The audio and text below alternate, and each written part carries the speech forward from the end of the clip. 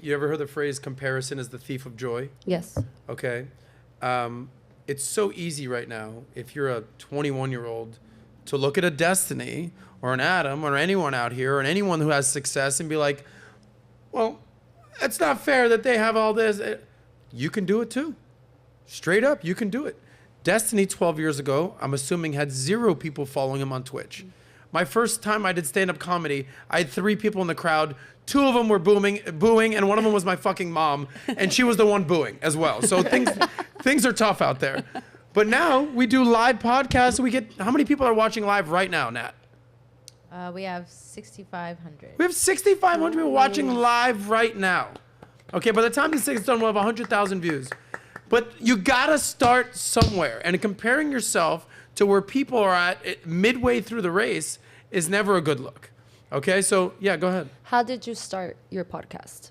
Because yes, you did not succeed, let's say, within the stand-up comedy act, but you said, bro, this is not it for me. I'm trying to do something better. Yeah, well, what got you here so that people can hear your story? Because everyone, you know, they say the riches are in the niches. I had to realize, hey, maybe stand-up comedy is not for me, and I got a job in sales. Because my thing was I did nightlife, I did stand-up comedy, I did hospitality, I worked in bars, restaurants, clubs. I was very good with people, and I can sell. So I said, let me just use that and I got into the financial world, and I've been doing that for 17 years since at a hedge fund down the street here in Boca, and I still do that, okay? I don't quit my day job to do the podcasting, right? But you have to get good at something. You have to get good at something. Find a career, like you brought up trade, having a trade. Not everyone, like Destiny, I know you're gonna get triggered on this. Not everyone needs to go to college. College isn't for everybody. If you go to college, you get a degree. Economically, it will work out better for you than those that don't go to college. But if college isn't for you, you can go to trade schools, you can get to apprenticeships, you can get internships, you can figure it out. But at some point, like, if you're 21, you're gonna be 25. If you're 25, you're gonna be 30. By the time you're 30, you're gonna be 40. You started streaming when you were 21 years old? 22, I think. 22. Okay. It's where you've come right now. You wouldn't have thought in your wildest dreams you would be on Tim Pool podcasts, on Valuetainment, on Fresh and Fit, and all these massive podcasts. You were in your fucking, proverbially, your mom's basement with 0 subscribers. But you put in the work. Okay? And to Rebecca's thing, anyone can do that. But not everyone has Destiny's work ethic. That's what differentiates you from you and the rest of the people. Because most people will do 3 episodes and say, well, it's not working for me, nobody likes it, and quit. Real talk, how many times did you think about quitting 10 years ago, Never. 12 years ago? Not even one time. Okay, so that's what separates you from most people. Probably thought they would quit. I assume you're joking.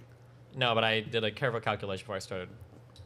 Okay. Yeah. But most people are most people. Most people are average. And most people will not, you know, what's the old phrase? You know, fall down 10 times, get up 11. Most people are going to fall down once and just fucking stay down. Some people will fall down twice and then just get down. Most people aren't going to fall down 10 times and say, fuck it, I'm getting back up 11th time. So they say within sales, you need to call people 5 times to make a sale. 5 times. Hey, this is Brody. I'm out here trying to, sorry. Hey, it's Rebecca. Click. Most people give up after the first time. That's the law of large numbers. So the people like Destiny, like myself, who put in the work 10 years later, that don't stop making the calls, that will get up 10 times after falling down, they're the ones who will succeed. Rebecca, the first time you did it, your YouTube, how many people were on that stream? How many subscribers did you start with? 0. 0. Now you're over 100,000 at this point. Almost there. You're there? I'm almost there. Can we get a subscribe for Rebecca Barrett in the house? Please. Where you at right now? 95.7. 95. By the time this stream is over, if you do not subscribe to Rebecca Barrett and get her to 100,000, you have beef, and Nat is going to personally show up at your house. Show up. With her bathwater and some cake. Both. Okay. But I think people should, like, I don't know. I think about the saying no and, like, that's really popular in stand-up and like, or yes and, right? Like, people need to learn how to hear the word no. People need to hear that because, if you know that person is going to say no, right? If you're having a conversation, you're like, that person's not going to buy what I'm selling. I need to get as much data and information from that person and then come back next time present that new information to them, and possibly that will get a yes. If that doesn't, get more information. Like, all we're doing is gathering information, like learning our intel so that we can say, okay, that didn't work.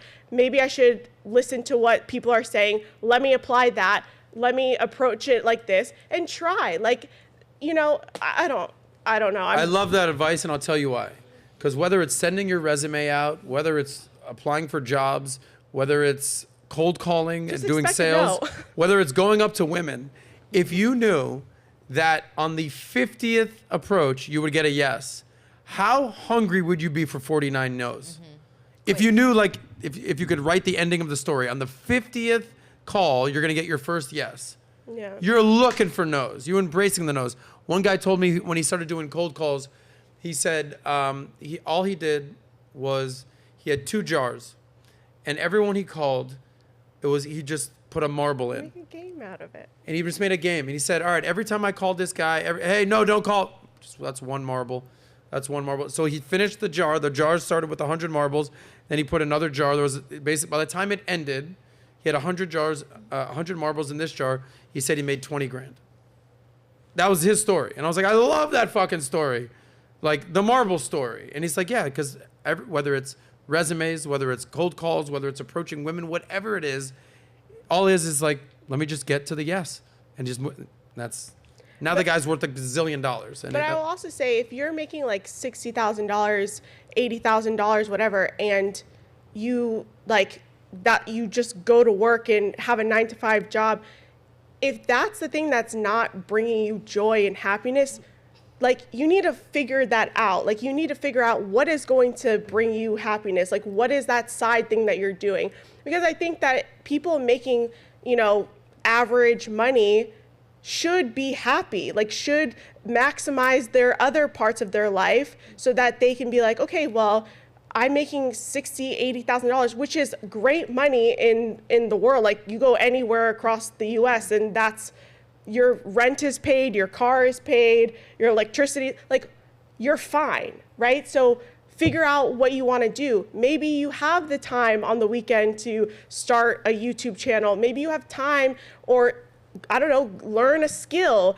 I know so many stay-at-home wives and moms that pick up different skills in the house, and they start like making TikToks about it, and they start making Instagram reels about it, and then they start blowing up, and they're making money at home while still taking care of their child. You know what I mean? Like, I just don't think, I think we live in a world where anything is possible at our fingertips. Like, we literally have the best device in the world to make money, and people are still sitting here complaining that they don't have any opportunities.